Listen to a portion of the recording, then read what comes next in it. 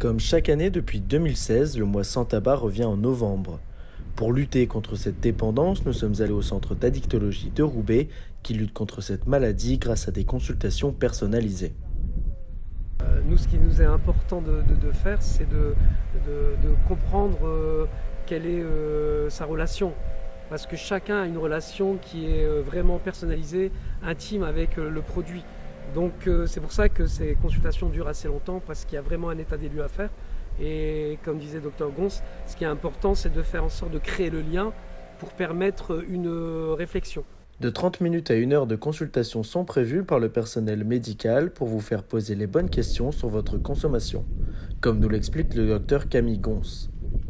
Une grande partie de psychologie, c'est sûr qu'il y a un côté médical avec les patchs qui peuvent être prescrits ou les pastilles, et après il y a de comprendre le patient, même si c'est pas nous qui allons lui donner la solution, comment faire,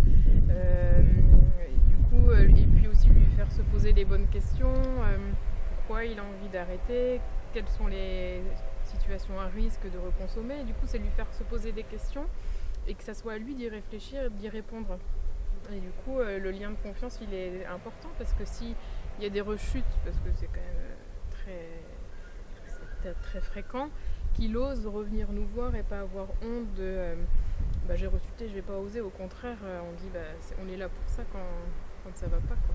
Alors que le tabac est la première cause de mortalité en France, avec 75 000 décès chaque année, le centre vous permettra de vous passer de votre consommation grâce à des soins adaptés.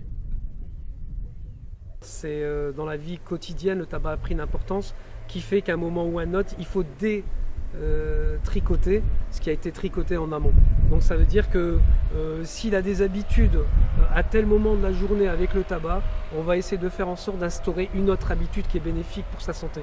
Et faire en sorte que d'un plaisir, parce que le tabac peut-être procure chez certains un plaisir, il ne faut pas le nier, autrement on passerait à côté, c'est de lui créer un autre plaisir qui efface l'autre, mais qui n'est pas délétère pour la santé. Allez, je vais prendre l'exemple du sport, qui pourrait être un substitut, et qui crée aussi de l'endorphine qui est similaire un peu à la dopamine. Le docteur pourrait mieux vous en parler. Non, mais c'est créer de nouvelles habitudes, en fait, c'est ça. Alors, des fois, il y a des patients, ils n'ont pas envie de fumer, mais c'est tellement ancré dans le cerveau, du coup, que même sans avoir envie, c'est une habitude, en fait. Et donc, sans réfléchir, et donc, c'est de ça, de se rendre compte qu'on a une envie, et puis de faire un peu détourner le cerveau de ce craving, et puis l'occuper autrement, et l'envie va passer. Et après, on se rend compte qu'au fur et à mesure, il y a de moins en moins d'envie et que ça se passe bien, en fait. Le mois sans tabac est une campagne nationale qui réunit plusieurs centaines de milliers de Français chaque année. Tabacologues et médecins vous aideront dans cette démarche parfois longue et difficile. C'est aussi le fait que d'arrêter pendant un mois, ça multiplie par 5 les chances de réussite. Mais c'est aussi qu'il y a un outil, en fait.